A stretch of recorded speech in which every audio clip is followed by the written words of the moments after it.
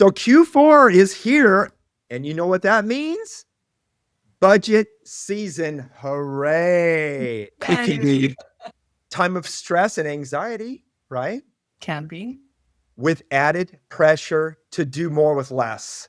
And I have Christine Malfair from Malfair Marketing with a few secrets to help make this year a breeze. So welcome back to the InnSync Show. I think it's the third time.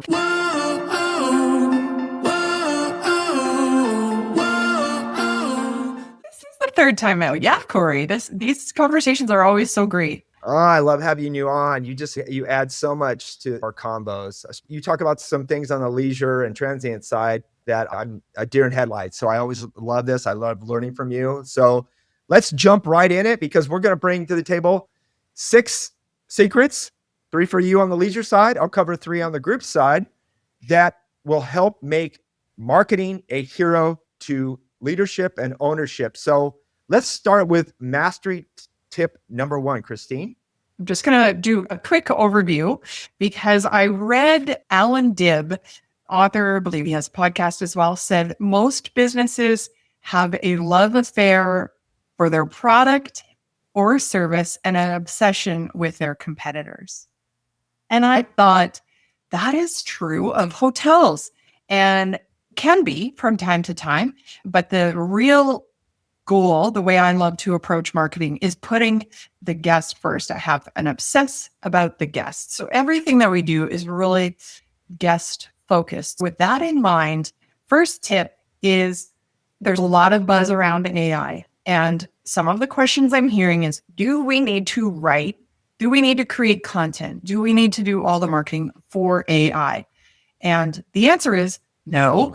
You're still doing marketing for guests, for humans who happen to be using AI tools. And that's the difference. So when we think about obsess about the guest, but we still want to be found where guests are searching. And so the first tip, of course, to no surprise, is for every marketing activity that you are doing, consider how it is feeding your visibility engine, how you are going to be found through Google's going full AI mode. So we need to all be prepared, and marketing is going to fuel that engine. All of the conversational activities that you do online, writing articles, updating your website content, FAQs on your website, guest reviews is huge. One of my favorite tips is to add in your review responses to really position your property instead of just saying, oh, thanks for coming out.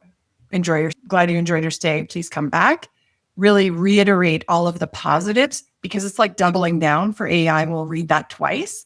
And then you boost visibility for those particular terms. So everything that you're doing in marketing is sending a signal. So keep that in mind. Wonderful. Great. And I could not agree with you more. I think you and I have been really diving into it with agentic search, and now Google is trying to get their act together. I think they're late to the party. I still think that they're not exactly sure how to play this because their ad revenue, and this is really shaking things up. So that was a great tip, Christine. And with marketing departments being thin, the execution part, although chat's making it a lot easier to create all of this content, I think that's going to make that challenge easier. So our number 1 tip that most hotels are missing out on right now is the low-hanging fruit, meaning prospects that come to their meetings and events page of their website and they're presented with a long RFP form. And we both know that 20 field forms, it's something that's laborious. We don't want to do it. And it's really adding that additional friction to somebody that may just have a question. We're not even seeing professional planners using it because they themselves don't want to go through this long, laborious process, especially if they're just asking a basic question. So if you're a hotel or resort out there and all you have is an RFP on your website, you are losing out. I can promise you that. So we're not suggesting remove the RFP. We're suggesting adding a short form. First name, last name, email address, and how can we help you? That's it. On your contact us part of your meetings and events pages. Super simple. We're seeing some of our properties get as many as 50% more direct inquiries from the website just by adding that simple form. Low cost, easy to implement, huge return right out of the gate. So that would be our first tip, number one on the group side. That's a good one. Thank you. Thank you. So, Christine, let's dive into mastery tip number two. I know you've got a beautiful one. Seat up for that. Yeah. Again, with the guest at the center, we want to make sure that we are owning that guest relationship, not the OTAs, the hotel is. And in the days of data, if we're thinking about what does that all mean, it really means leveraging your CRM. So sadly, I have seen hotel CRMs that have a 40% what I would call dead emails. And what I mean by that is they're emails that were booking.com or Expedia aliases, and they all expire. And so now we have no way of remarketing. So I have a 3-letter acronym, ABC, which I know in sales means always be closing. But in marketing, it means always be converting. So we're looking at how can we deepen the relationship? How can we convert the guest to our own, get that data for ourselves, own that guest relationship, and then deepen that by leveraging our CRM. In your marketing budget, in your marketing activities for 2026, prioritizing your CRM is going to be everything, because whoever owns the guest relationship has the best chance of increasing profitability. Absolutely. And not having to pay that commission to reacquire that guest, right? Yes. That is some seriously low-hanging fruit. And ironically, the exact same thing on the group side, Christine, but I am gonna up your 40% and go to 60% on the sales and catering side. Okay. Most lists that we get from legacy sales and catering systems, and we clean, as much as 60% of the data is no longer valid. That's right. Much like yours, tip number 2 on the group side is to re-engage your contacts in your sales and catering system. That could be definites, could be turndowns, could be lost business. Traditionally, they just sit in that sales and catering system. And if you simply just use that data, you want to export it out of your sales and catering, you want to clean it and re-import that into just a basic marketing platform. There's a ton out there that in fact, we're using one that now it's free to use. To get started, it's free, and just send out just a personal, warm, much like a newsletter. Booking Boost is one that I subscribe to. That's amazing. That is value, not salesy, just being top of mind with your prospects in your sales and catering system will ultimately get you business. That is another low-hanging fruit that's literally easy to implement, low cost, requires $0 to maybe $100, and then maybe half an hour to an hour each month. That's going to net you business. Yes. So that first party data, that is another low-hanging fruit that's just sitting there. So yeah, we're aligned on that one for sure. We are indeed. So let's jump into number 3, the third mastery tip. Christine, what you got for us? I think that a lot of marketing budgets I've seen check the boxes. So we need to be in all these places. And what that means in your budget is that you're really spread thin. If you imagine peanut butter being spread across toast, you're peanut buttering your marketing budget instead of really diving deep into the strategies and tactics that are working. So one example you may experience in 2026 is maybe you're seeing your Google Ads performance slip. Shift those dollars over to another channel. Maybe meta search is a great place. And I know that hotel booking links is great if you're looking at getting started in meta search.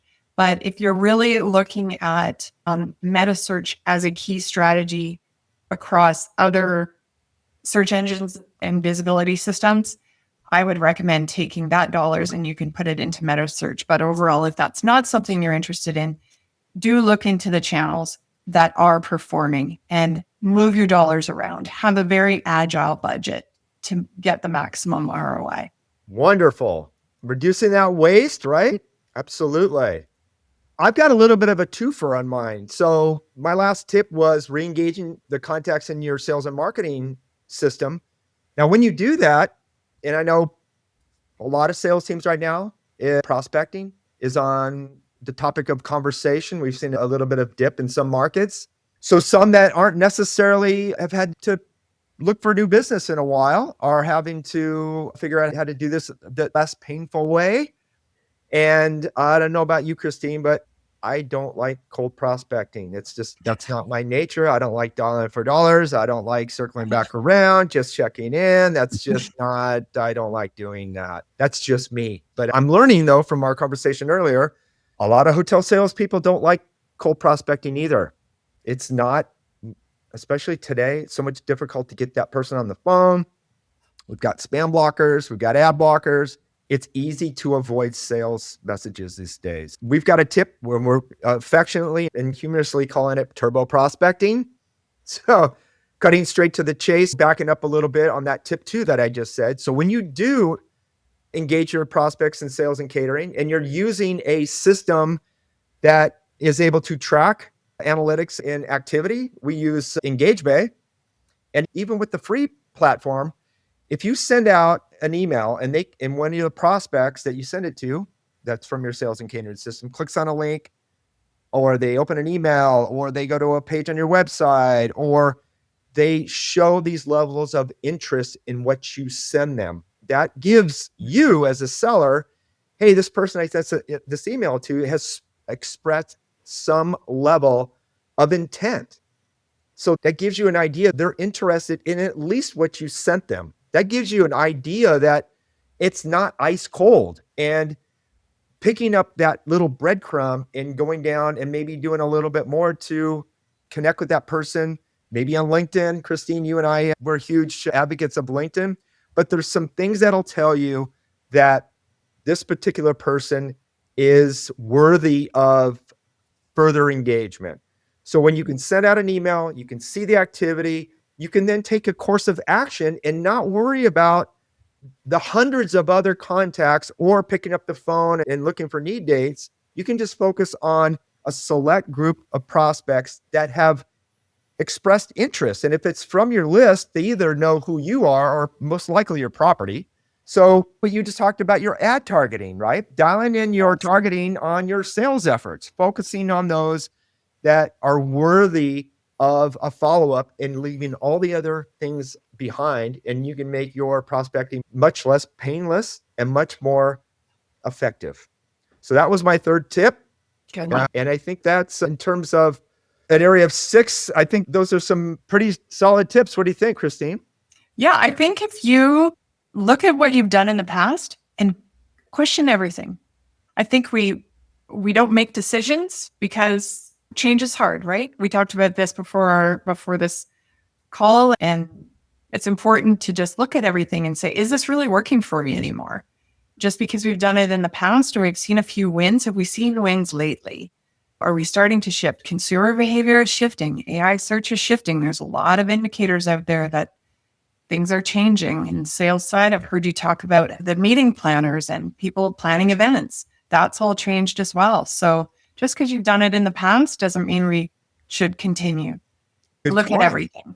Now I got to, based on our pre-chat prior to our recording here, where do you, I'm going to throw you another just quick off the cuff question here, because you were talking about cutting waste has been at the top of this budget season. That's going to be a line item.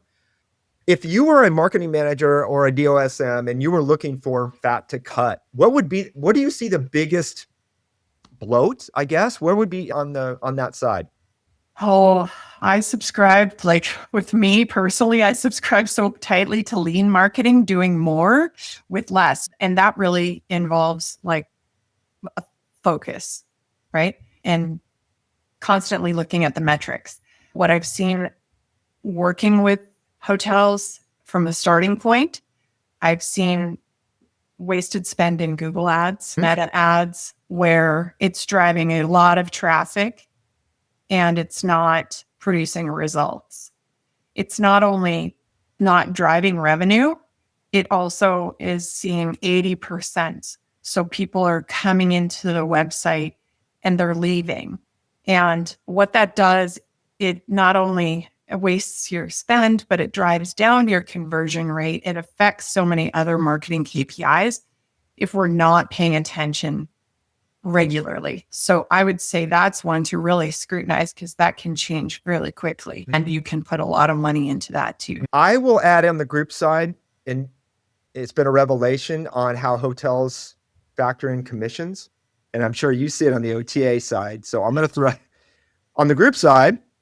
My advice would be take a look at what you're paying out total in commissions to third parties. That would have been my first, but yeah, I never done that one.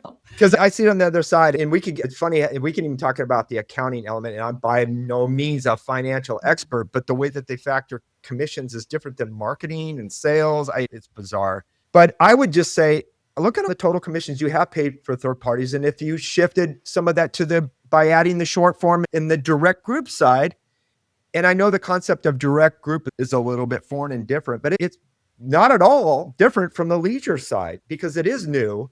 And if you implement a few of these changes and recommendations Christine and I are suggesting, they're relatively easy, and you could get a measurable lift going into this budget season.